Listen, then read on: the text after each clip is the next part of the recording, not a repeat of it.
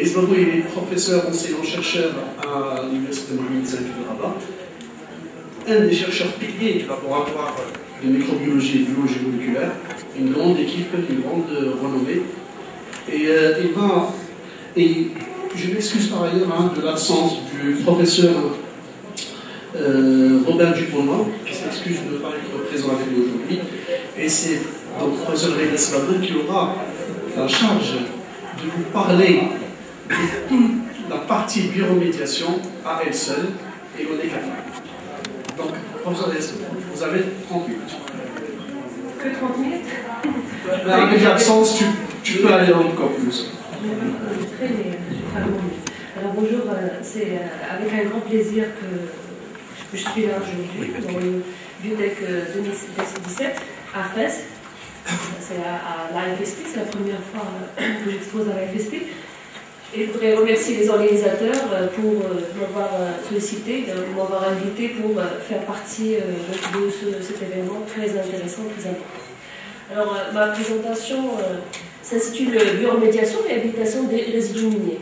Un peu l'état des lieux, l'état de l'art, je vais un peu faire un petit peu de chaque point. C'est une thématique qui est très complexe, qui est très grande. L'aborder dans une conférence thématique de plusieurs visions est une grande charge. Je vais essayer de partager avec vous la majorité ou l'essentiel, si on veut dire, donc autour de cette thématique.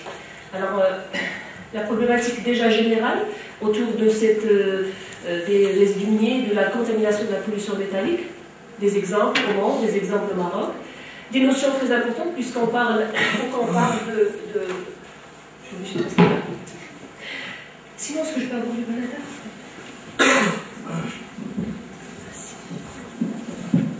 Donc, quand on parle de résidus miniers ou de décontamination métallique, c'est qu'on en parle parce qu'il y a des problèmes, il y a un risque, il y a un danger, et c'est pour ça qu'on aborde et on a besoin de réhabiliter. Donc, on va voir ensemble ces notions de danger et de risque. Un moyen de réhabilitation très intéressant, que je vais me focaliser sur ça, la phytoremédiation et la bioremédiation, et quelques exemples au Maroc avec quelques états de l'art. Alors, donc cette problématique de résidus miniers, ça concerne quoi en fait? On parle de déchets miniers, dont la définition il est un peu complexe, il est controversé, il a été revisité récemment. Donc on a tout d'abord un ensemble de processus lors de l'exploitation minière et des traitements donc différents qui s'en découlent. Tout d'abord lors de l'extraction de minerais qui peut se faire soit à ciel ouvert, soit en souterrain. Les roches faiblement minéralisées, qui peuvent être faiblement minéralisées, peuvent être stockées sous forme de tas, comme ça. Et donc ces roches, on les appelle encore des stériles. Donc, qui peuvent être inertes, mais qui peuvent aussi générer des drainages miniers acides quand ils sont exposés à l'air libre. Alors ensuite, on a un traitement. Donc ce minerai va subir un traitement par des techniques spécifiques selon la nature du minerai. On va avoir soit des concentrations, une exfoliation, donc plusieurs types de méthodes, qui génèrent des résidus fins qui sont stockés sous forme soit sèche, de format sèche ou liquide, et qui va les générer d'eux-mêmes dans des bassins de décantation, des stériles qu'on appelle des stériles de l'abri. Donc on a les stériles, première étape, stériles de l'abri. Et ensuite, en dernière étape, et pour certaines mines, pas toutes les mines qui disposent de ça, disposent d'une unité de traitement métallurgique qui va permettre de produire un minerai qui est quasi pur. Et c'est le cas des lingots d'argent, par exemple, ou lingots d'or. Et il subsiste à la fin un type de déchet que l'on appelle les scories. Alors on parle des stériles de l'abri et de scories. Alors aujourd'hui, la réglementation européenne, elle regroupe tout ceci sous le titre de déchets. Déchets miniers. Des déchets, dans la définition, c'est tout produit qui est destiné à l'abandon. Donc déchets miniers, c'est tout produit qui, après traitement, après utilisation, il est là, il est stocké. Donc, c'est juste pour rappeler une autre illustration simple de ce processus où on voit bien les étapes générales des différents minerais. Il faut savoir qu'on va se retrouver selon l'exploitation avec des déchets métalliques, avec une série de métaux. À chaque fois qu'on a un métal, on a une série de métaux qui se retrouvent avec. On n'a jamais un métal seul. Et donc, c'est les proportions et la concentration des différents métaux qui vont changer d'un site minier à un autre.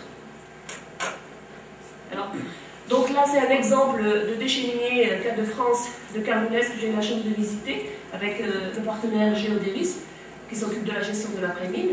Et donc ici, donc drainage de chisel, on voit bien l'étendue et donc de l'effet de ces drainages acides sur l'entourage, où on voit quasiment pas de végétation, c'est des pH très très acides. Aussi aux États-Unis, donc on a des exemples très parlants de ce type de drainage acide. Alors au Maroc, on a quelques exemples d'autres types de sites miniers. Je note la mine de Bouquet, dans la région orientale du Maroc, la région de Oujda, vers les trentaines de kilomètres de Oujda. C'est une mine de plomb argent, avec extraction, qui faisait donc de l'extraction et lavage de minerais. La pollution engendre des déchets résiduels de lavage, qui sont sous format de digues de sable de grande superficie. Dans la problématique, justement, c'est qu'il y a donc un transfert de ces minerais par des vents qui sont très, très fréquents. Il y a eu un essai de réhabilitation par implantation après réclamation de la population en 2006, mais ça a été, c'est un essai qui a échoué. La mine de Tuisy, c'est une mine de plomb argent qui date des années 40 et qui a fait dans les années 90, qui était donc gérée par le groupe CNT, compagnie minière de Tuisy, très, très connue, et qui générait des polluants de type déchets de lavage et des digues de sable. Alors, comme Bouquet, c'est une mine qui avait des impacts sur la population et sur les plantations autour, et il y a eu, pareil, des essais de plantation avec du pin et de l'acacia. La fonderie de Oued Belhamed, qui est toujours en activité, c'est une fonderie de plomb et de raffinage plomb-argent, qui s'étend sur une superficie de 5 km carrés, une pollution aérienne et de sous-produits, et elle est connue par de traiter donc, les minerais d'importation de Mexique, Brésil, Tunisie et Algérie. Alors, ici, donc, je vais donner l'exemple de France.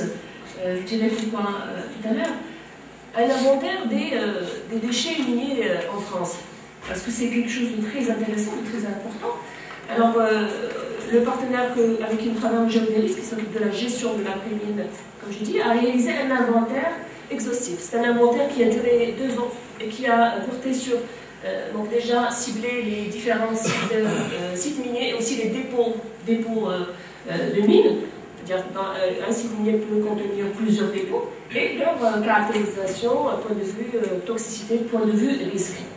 Donc, ils ont recensé plus que 200 sites, plus que 2000 dépôts de toute nature, alors mis à part les dépôts de charbon, qui n'ont pas inclus dans les statistiques.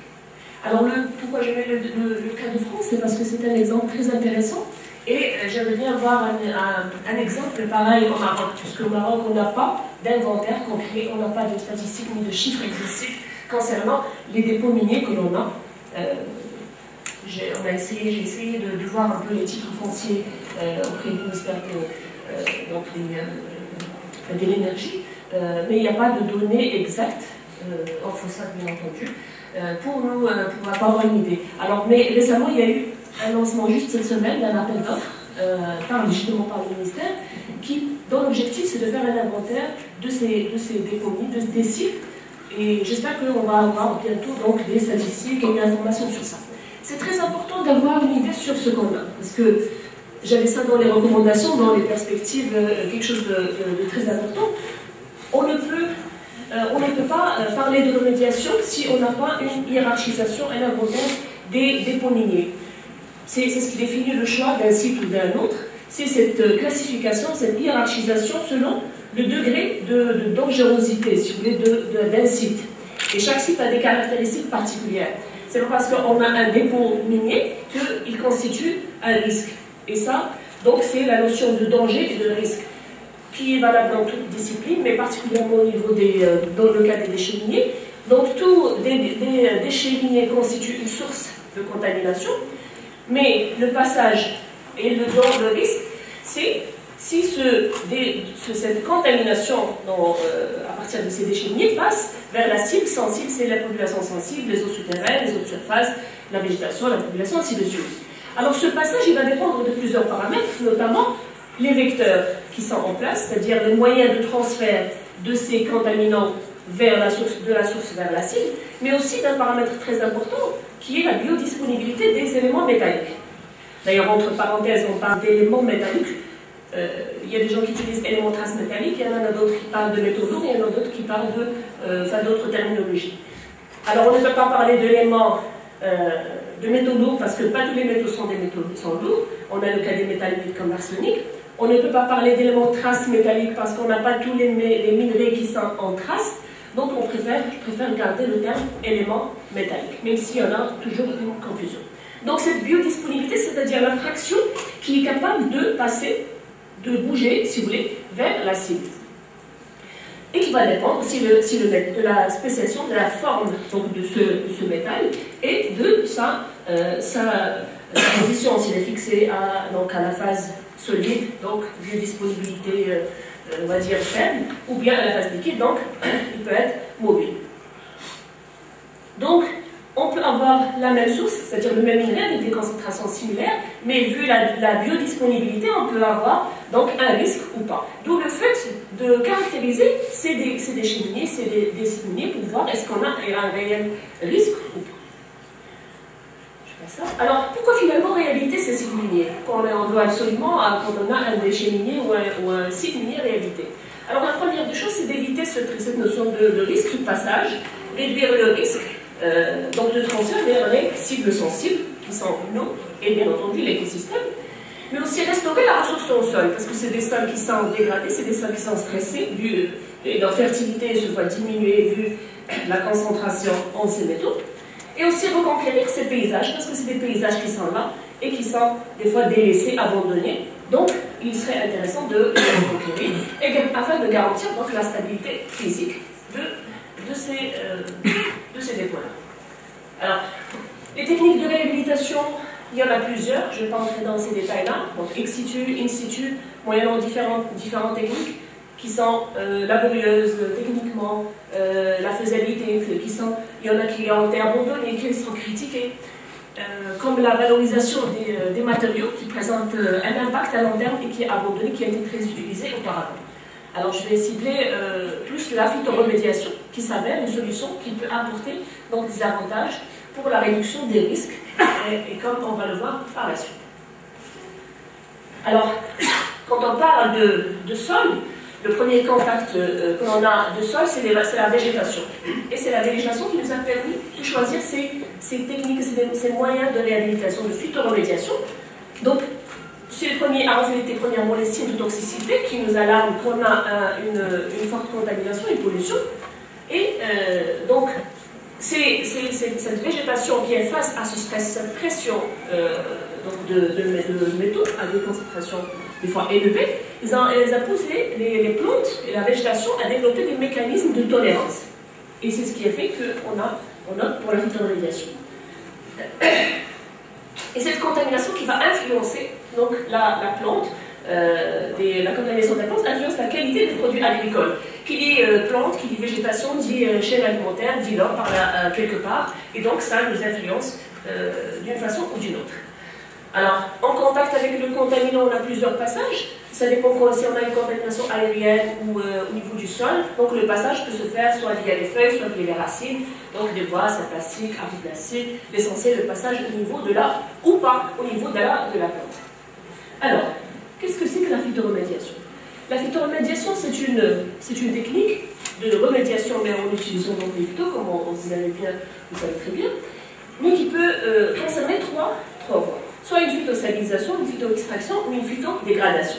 L'essentiel, c'est une technique économique, d'éco-remédiation, qui ne fonctionne qu'à l'énergie solaire.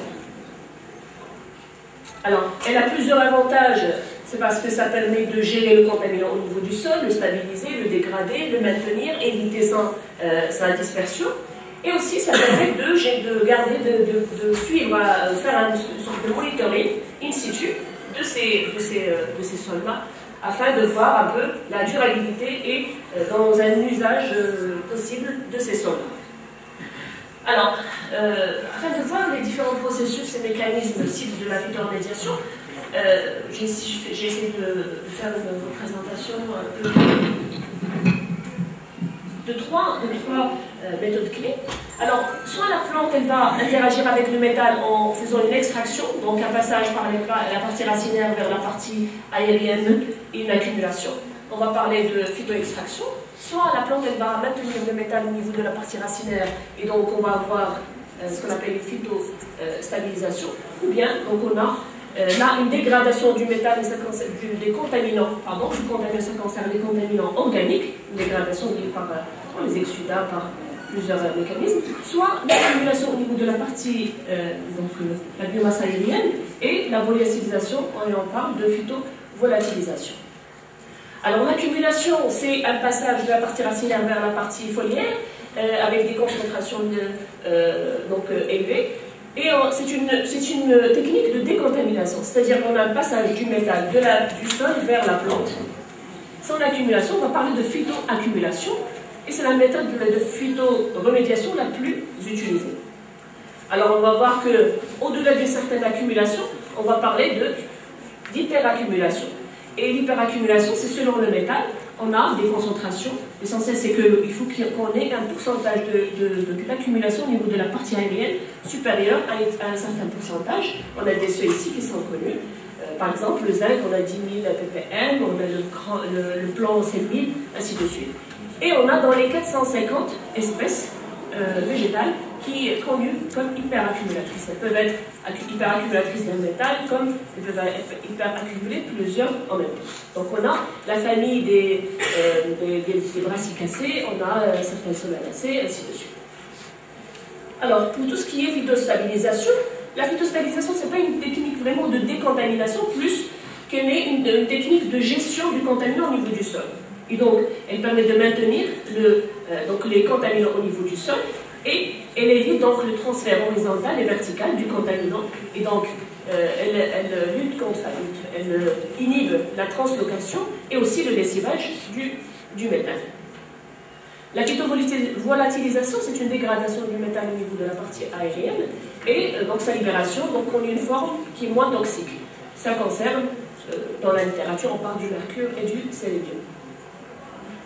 Alors, il y a une relation importante entre la concentration du métal, de l'élément métallique dans le sol, et celle au niveau de la plante, selon, bien entendu, le profil de tolérance de ces plantes-là.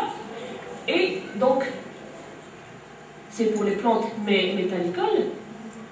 Et donc, on a soit un profil de plantes qui vont accumuler au fur et à mesure qu'on a la concentration du métal dans le sol qui augmente, et c'est avec une proportionnalité, et c'est le cas des plantes indicatrices, et c'est des plantes très intéressantes, il y a beaucoup de recherches qui se font dans ce sens. Les Canadiens sont très avancés dans ces recherches-là, et ils parlent de plantes sentinelles, plantes des biomarqueurs de contamination métallique. On a le cas des plantes qui accumulent jusqu'à un seuil, et après, il n'y a plus d'accumulation. C'est les plantes accumulatrices, tout court, et d'autres qui accumulent au-delà, ce qu'on a vu, donc l'hyperaccumulatrice. Et un quatrième cas, c'est des plantes qui, au fur et à mesure que la concentration du métal augmente dans le sol, il n'y a pas d'accumulation au niveau de ces tissus, c'est des plantes, c'est des excludeurs. Alors, les plantes, ce profil-là, il dépend de la plante, mais comme la plante, elle ne vit pas toute seule, elle est en contact via sa partie racinaire et sa rhizosphère avec un consortium de micro-organismes qui jouent un rôle très important dans tout ce qui est remédiation. On va parler de bioremédiation, mais l'interaction est très importante. Du fait que ces micro-organismes peuvent avoir soit un rôle dans l'amélioration de la croissance de la plante, puisque c'est des plantes qui, au fur et à mesure qu'elles sont confrontées à un stress et une pression donc des minerais vont diminuer, il va y avoir un flétrissement des chloroses et donc la diminution de la biomasse. Quand on a l'effet de l'amélioration de la croissance, on a une amélioration, on le voit, donc la plante qui peut se comporter un peu mieux dans ces conditions-là. Soit c'est des bactéries, des micro-organismes en général qui peuvent jouer un rôle dans l'immobilisation, la mobilisation du métal. Alors pour résumer, mais rapidement, on peut avoir de la mobilisation de métaux qui peut se faire soit surtout par la chélation, donc la chélation de métaux qui étaient immobiles, et donc vont les devenir mobiles, et donc leur absorption par la racine, et on aura une amélioration de la translocation et le profil d'une phytoextraction. Soit c'est une immobilisation des métaux, et donc il y a des productions de métabolites, ou bien juste une biosorption des métaux par la bactérie elle-même, et donc une immobilisation, et des métaux qui étaient mobiles vont devenir immobiles, et il n'y aura pas d'absorption par la racine, et donc réduction de la translocation, et c'est le cas de la phytostabilisation. Alors là, pour voir un peu ce contexte d'interaction, je vais présenter un exemple que l'on a fait dans la région orientale, dans ces sites-là qui sont très, donc avec une pression, une contamination polymétallique. Donc voilà, les 3 sites. Et donc on s'est intéressé à voir un peu qu'est-ce qui se passe dans cette zone-là, voir un peu les plantes qui se développent, les bactéries qui y sont et leur interaction en même temps, et l'analyse des micro-organismes viables et non viables. Donc un isolement de micro-organismes, mais aussi un séquentage massif de ces micro-organismes. Alors c'est un site qui est avec une pollution très importante, une pollution polymétallique. Vous voyez ici donc des valeurs en rouge, qui dépassent les valeurs seuil ici. Donc on a une pollution très importante et un pH alcalin des roches, une roche carbonatée. Donc tout l'idéal pour une pollution avec une problématique au niveau des végétations. Alors, la première chose, il y a des travaux, c'est un site qui a été étudié par d'autres collègues, par un consortium de partenaires. Essentiel, je vous présente ici juste un exemple d'une plante, Edisarum spinosissimum, c'est une légumineuse, qui pousse sur on a vu, voilà, qui pousse sur la digue, qui est là. Donc, au fur et à mesure, chaque année, en revenant à ce site-là, on voit que la plante, elle poussait, elle s'appuyait d'autres terrains. C'est une petite plante, mais qui a un système racinaire très important. Alors la première chose qu'on a fait, c'est qu'on a récolté cette plante-là et on a vu un peu la concentration du métal au niveau des différentes parties. Alors, on a une accumulation, mais on n'a pas une hyperaccumulation. Ça, c'est la première. Donc, on a exclu l'hypothèse d'une hyperaccumulation. Ensuite, on voulait voir combien cette plante accumule, bioaccumule, c'est-à-dire le pourcentage et la proportion du métal au niveau de la plante par rapport à celui du sol. Et ça, c'est un facteur très important qui s'appelle le facteur de bioconcentration et qui nous donne une idée sur la biodisponibilité aussi du métal. Parce que justement, mesurer la biodisponibilité, elle est délicate, et l'un des moyens de le vérifier, c'est de vérifier qu'est-ce que la plante, elle capte au niveau de ses tissus, donc cette biomasse récoltable. Alors on s'est aussi amusé au laboratoire à voir un peu le profil de tolérance en faisant des séries de concentration du métal. On s'est concentré sur le zinc. On a pris zinc et on a choisi le zinc parce que, pour différentes raisons, parce que là, il est utilisé comme microélément et donc il est intéressant. Donc on a vu qu'au bout de 2000 micromolaires, on a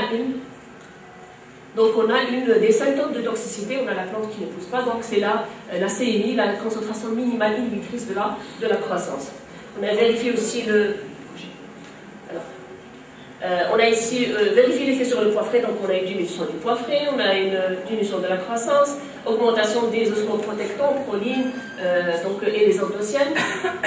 Aussi, donc, l'accumulation au niveau, ce qui est intéressant, c'est l'accumulation au niveau très important, au niveau de la partie racinaire. C'est-à-dire quand vous mesurez ici, là, au fur et à mesure qu'on augmente la concentration du zinc, on a une accumulation. Au niveau ici en blanc, c'est la partie racinaire. Et ça, c'est très important. Et ça nous a donné, on a fait une hypothèse comme quoi c'est un profil de phytostabilisation. Donc, ce modèle. Alors, ça, c'est le premier volet. Le deuxième volet, quand on s'est intéressé, on a voulu voir un peu la communauté microbienne et l'interaction, est-ce qu'elle joue un rôle, qu'est-ce qu'il y a autour de ce consortium racinaire. Donc on est directement passé à un pyroséquençage du sol rhizosphérique, et on a, donc par pyroséquençage au début, et on avait on a comparé les 3 sites. Ici on a Bourkev, on voit bien, ici c'est les proportions des différents phylums, des différentes des classes de bactéries que l'on a identifiées. Donc ça c'est un travail qui est en cours, c'est un travail de thèse qu'on cadre avec les collègues Odier et Brunel. Alors, donc c'est une communauté non isolable, c'est juste donc là, le séquençage. Alors en parallèle, on a fait un isolement à partir des nodules, à partir du sol rhizosphérique, et on a un consortium, on a constitué une banque de bactéries qu'on a pu isoler, qui ont pu pousser. Hein, parce que, en fait, on voulait faire une comparaison entre ce qu'on a, entre ce qu'on peut isoler, et ça c'était très, très intéressant. Alors pourquoi faire tout ceci? C'est parce que dans l'objectif, on voulait voir cet effet d'interaction. Donc il était obligatoire de vérifier un peu le profil de tolérance de ces bactéries, voir un peu comment elles fonctionnent. Donc on a vu on a étudié leur concentration minimale inhibitrice, l'accumulation au niveau cellulaire, tout ceci. Et tout ceci, on a fait un séquençage de l'ADN chromosomique 16S, les bactéries sont déposées dans la banque de gènes, donc on a une liste de ces bactéries-là. Et après on a sélectionné les meilleures bactéries. Et qu'est-ce qu'on a fait? On a voulu voir un peu s'il y a un rôle que jouent ces bactéries sur la tolérance de cette plante.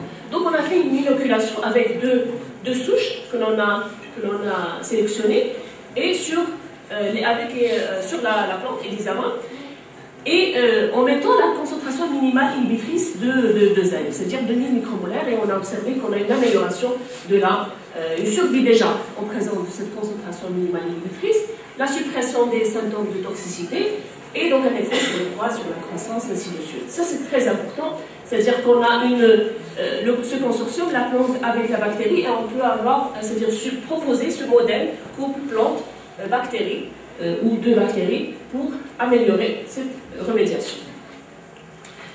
Alors, finalement, ces plantes-là, on sait, voilà, ils accumulent, on mesure juste la concentration du métal, tout court, mais on ne sait pas comment ces plantes-là réagissent avec cet élément métallique.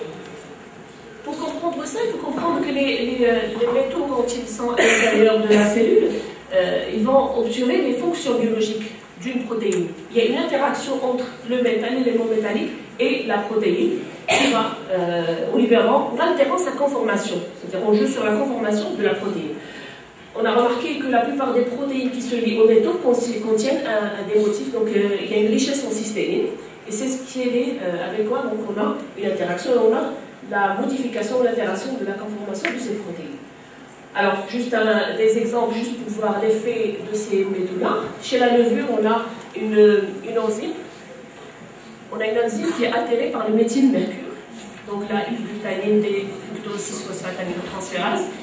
Sachant que donc, la suppression de cette enzyme, elle confère une tolérance au méthylmercure. Alors tout ça, c'est afin de répondre et comprendre un peu ce qui se passe au niveau intracellulaire. C'est des études d'ARENA-seq, c'est des études de fonction, de suppression, de surexpression, ainsi de suite. Alors le cadmium peut aussi libérer l'activité thiotransférase, entraînant des dommages oxydatifs comme résidu cystéine dans ces sites actifs. Alors ça c'est, donc j'en avais d'autres exemples, mais le plus important c'est que pour comprendre ça, c'est la plante face à un élément métallique, elle doit réagir. Et donc la réaction, c'est soit une première étape, on a deux étapes. On a une première ligne de défense pour limiter les ions métalliques à l'apoplasme en les liant à la paroi cellulaire ou bien aux exsudats racinaires, et inhiber le transport sur de longues distances, donc les maintenir sur place. Soit un deuxième niveau de réaction, et là, quand la concentration du métal elle va dépasser un certain niveau, et là, au niveau cellulaire, on va avoir la première réaction, c'est l'activation des ions métalliques dans le cytosol, et je vais ici détailler deux protéines, phytokératine et la méthaméthionine, et la séquestration de ce métal au niveau de la vacuole. Alors, si on veut classer les gènes impliqués dans cette tolérance, on va avoir trois groupes. Le premier groupe, c'est les transporteurs. Deux, c'est les défensines, les chélateurs et les excludeurs. Alors, pour les transporteurs, on en a pas mal, mais les plus étudiés et les plus caractérisés. On a les premiers, c'est les ZIP. Alors les ZIP, c'est pour zinc, iron, protein, et contient deux groupes, puisque c'est zinc, iron, donc c'est zinc et le fer. On a c'est selon la spécificité, il s'agit, vous avez du zinc ou bien du fer, vous allez avoir soit les IRT, c'est les Iron Regulated Transporter, ou bien les ART, les Zinc Regulated Transporter. Et donc il y a énormément de séquences et de gènes qui sont connus et séquencés dans ce sens. Le deuxième type de transporteur, c'est les HMA, qui sont très étudiés aussi.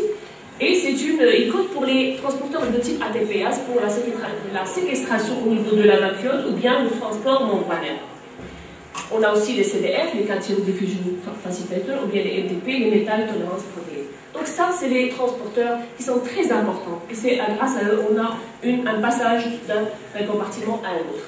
Alors, pour résumer, si vous voulez, la désintoxication, la désintoxication des éléments métalliques, faisant appel au phytanokélatine et à la métallothionine. Donc ce schéma qui a l'air complexe, mais finalement, si on regarde bien, il parle bien de ce transport du métal l'élément métallique, en entrant ici au niveau de la membrane, on va avoir une activation des gènes, soit donc les PC ou bien les LT. Et une fois au niveau du cytosol, on va avoir, donc vous voyez ici HM et ici HM, soit on va avoir une liaison avec, on a une activation des gènes, PC et PC synthèse et LT, et on a une chélation, donc on va avoir une liaison ici, HMPC, ou bien vous allez avoir ici, donc, là, HMLT. Alors, ce groupe de chélation, il est très important. Alors, tout ce qui est phytokélatine est très élucidé et on le comprend très bien, puisqu'on sait qu'on a ici, on forme un complexe, donc low molecular weight avec le HF et le PC. Et ce groupe-là va être transporté vers la vacuole, moyennant des transporteurs, une cassette qu'on appelle les ABC, et en faisant appel aux ATPases. Donc on a un passage vers la vacuole et un stockage au niveau de la vacuole. Après, bien entendu, on a d'autres phénomènes qui vont faire soit, par exemple, pour le zinc, il va être stocké, puisque le zinc il est utilisé, donc on va faire une sorte d'homéostasie, et on va attendre si le besoin de la cellule, on a besoin du zinc, donc on va l'utiliser, ou bien on va avoir, pour d'autres méthodes, on va avoir donc une dégradation. Alors pour tout ce qui est métallothionine, c'est encore débattu, on n'est pas sûr ici de le devenir. Il y en avait des articles qui rapportaient qu'on a un passage vers la vacuole, mais aujourd'hui, en fait, ils sont critiqués, il y a des hypothèses qui les rejettent. Alors, ici un exemple de comparaison chez Arabidopsis, le riz et un exemple d'un hyperaccumulateur. Alors on voit que chez Arabidopsis thaliana, on a des protéines MTP et donc on a deux types, en bleu et en vert, les MTP1 et les MTP3 qui sont au niveau de la vacuole. C'est les transporteurs membranaires et ils transportent spécifiquement le zinc. Après vous avez au niveau du riz, les transporteurs sont au niveau de la vacuole, au niveau de la membrane, et qui assurent donc ce transport vers le cytosol et aussi au niveau de la vacuole. Et pour le cas de l'hyperaccumulateur, vous voyez bien qu'on a le nombre de transporteurs au niveau de la membrane afin de stocker le maximum de zinc au niveau de la vacuole. Alors, en fait, là, donc c'est des mécanismes qui sont, comme j'ai dit, qui sont complexes. Qui font appel à différents mécanismes en même temps. Et c'est spécifique à chaque métal, et la compréhension va dépendre du modèle étudié. Parce qu'on a aussi, on rapporte aussi l'expression d'un ensemble de protéines, aussi pour la réparation des protéines qui sont dégradées. Donc les protéines ici endommagées ne parviennent pas à atteindre leur conformation, qui sont suite à la liaison avec le métal, et sont retirés soit du réticule endoplasmique, là, donc une machine unique, soit conduisant à une dégradation ou à une photophagie. Donc en gros, j'ai essayé de vous montrer un peu comment ça se passe à l'intracellulaire, mais il y a beaucoup d'informations qu'on ne connaît pas. Il y a beaucoup de mécanismes que l'on ne connaît pas. Et des transporteurs qui nécessitent beaucoup de travaux de recherche. Alors, Ici, je vais vous donner juste une sorte d'aperçu de point de vue pratique de ces projets de remédiation, de fuites de remédiation. Il y a un projet qui s'appelle Greenland Project, et c'est constitué avec un grand consortium et qui cible cette remédiation qu'ils appellent Gentle Remediation of Fast Metal Elements Contaminated. Et en fait, le but, c'est de faire des essais avec plusieurs végétations qu'ils ont, et d'en sortir avec un guide pratique de mise en œuvre de phytotechnologie. Alors, en gros, phytotechnologie et outils d'aide aux décisions. Parce qu'il y a encore des lacunes du point de vue réglementaire. Il y a un autre projet qui s'appelle bioindicateur d'effet. Tout ça, c'est des projets que j'ai pris en fait, de l'ADEME, et c'est le dernier rapport de l'ADEME, et que vous pouvez consulter sur Internet. Et ça, c'est des bioindicateurs, ça c'est très intéressant, puisque ils appellent ça indice oméga 3 végétaux, mais c'est des indicateurs, donc à partir de la végétation, on peut étudier, les prendre comme biomarqueurs métaboliques d'expression. Le troisième projet, c'est bioindicateur d'accumulation, indice CNT, et pareil, donc c'est des accumulateurs afin d'estimer la contamination de ces sols-là via la végétation. Alors, je ne saurais finir ma présentation sans parler d'une approche écologique qui est lancée par un chercheur du CNRS France, qui s'appelle Claude Grison, qui a fait beaucoup d'efforts en valorisant la biomasse récoltable de la végétation, en faisant de l'extraction à partir de ces plantes, et en synthétisant des bioindicateurs.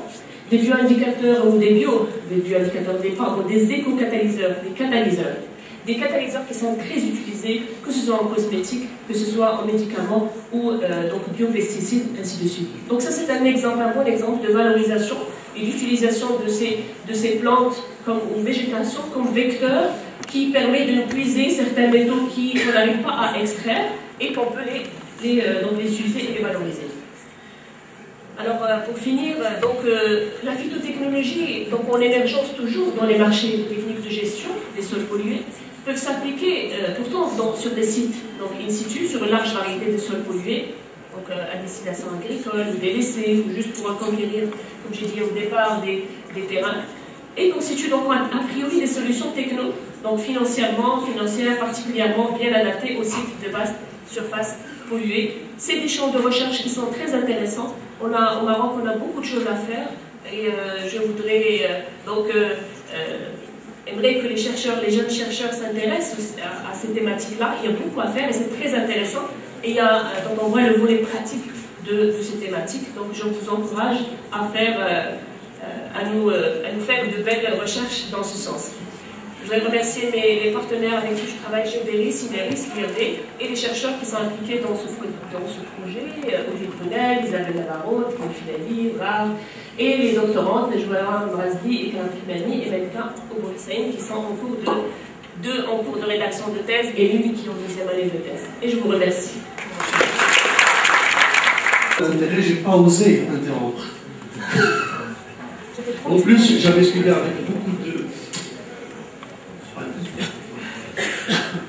d'intérêt, mais aussi de souvenir de ce projet, parce que nous on avait également initié ce travail à une époque, à Estelle, et on avait travaillé dans les mêmes sites, et en plus on a travaillé sur le plan. Là, tu viens compléter avec le zinc. Bon, c'est beaucoup de souvenirs que tu as évoqués. Et c'est beaucoup de mérite à l'équipe du CNESTEL d'avoir breveté. Je l'ai dit à Nicolas, je ne vais pas oser. La parole est à la salle. On a quelques questions. Non.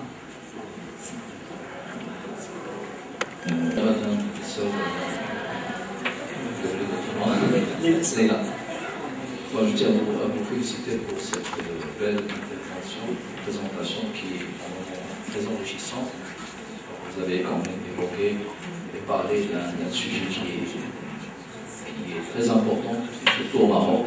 Et malheureusement, on n'a pas beaucoup de recherches qui se sont lancées déjà, surtout dans le traitement des sols, la dépollution du sol. Moi, je fais la dépollution de l'eau, mais quand même, il y a beaucoup d'intérêt pour ce genre de sujet-là. Surtout, on sait très très bien que la pollution métallique, c'est une pollution qui notamment qui provoquent beaucoup de toxicité, que ce soit en général pour tous les écosystèmes, aquatiques, aériens, végétaux, terrestres.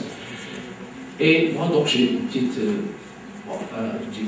question, mais une petite intervention sur, comme vous l'avez déjà dit, donc il y a quand même, il n'y a pas un monotonique sur les sites pollués et aussi sur la pollution métallique, surtout dans les sites qui sont reconnus polluants comme d'autres sites. Et il y a donc les déchets dont vous avez évoqué pas mal de technologies, surtout la technologie maintenant elle est très utilisée à l'échelle européenne, surtout pour dépolluer le sol. Cette phytotechnologie, normalement, c'est un large domaine de recherche, surtout pour nos futurs chercheurs. Maintenant, il reste quand même le côté traitement. Le côté traitement des déchets, que ce soit solide ou liquide. Mais ces eaux d'extraction des minerais, normalement qui sont très riches, soit en zinc, soit en chrome, soit en nickel, soit en d'autres métaux lourds ou éléments métalliques, comme vous l'avez déjà dit, donc il y a quand même une confusion entre ces éléments-là. Est-ce qu'il n'y a pas des systèmes de dépollution de ces effluents riches en métaux lourds? Okay. Bon, les systèmes, je ne parle pas des systèmes chimiques, mais quand même, il y a des systèmes maintenant qui sont très utilisés en Europe, aux États-Unis, pour éliminer ces métaux lourds à l'échelle nationale. Parce que moi, je m'occupe surtout pour les effluents liquides, les déchets solides, etc. Comme, par exemple, je vous donne un exemple sur le traitement par filtration.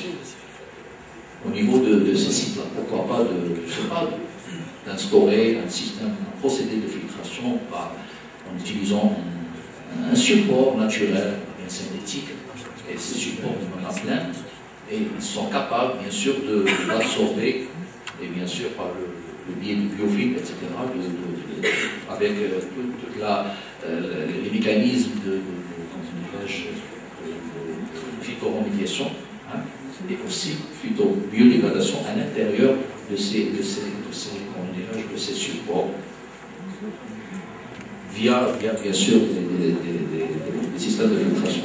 Je suis sûre que vous avez visité les 3 sites. L'étendue de la contamination est tellement grande qu'on ne fera plus à la dépollution elle-même.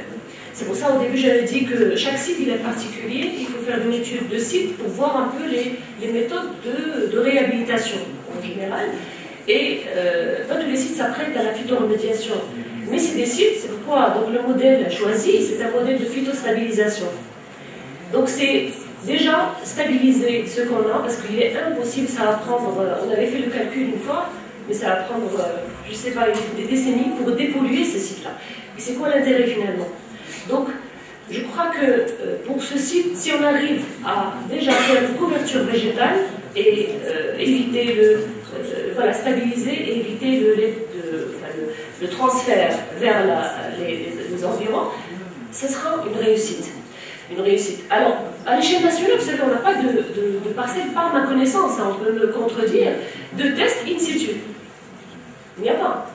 Déjà en France, qui sont un peu plus, ils sont plus avancés du point de vue recherche, ils ont des tests, des essais expérimentaux, notamment à Saint-Laurent-Minier. À Saint-Laurent-Minier, ils ont des tests, des essais, donc tests, qu'ils ont démarrés afin de voir donc la faisabilité.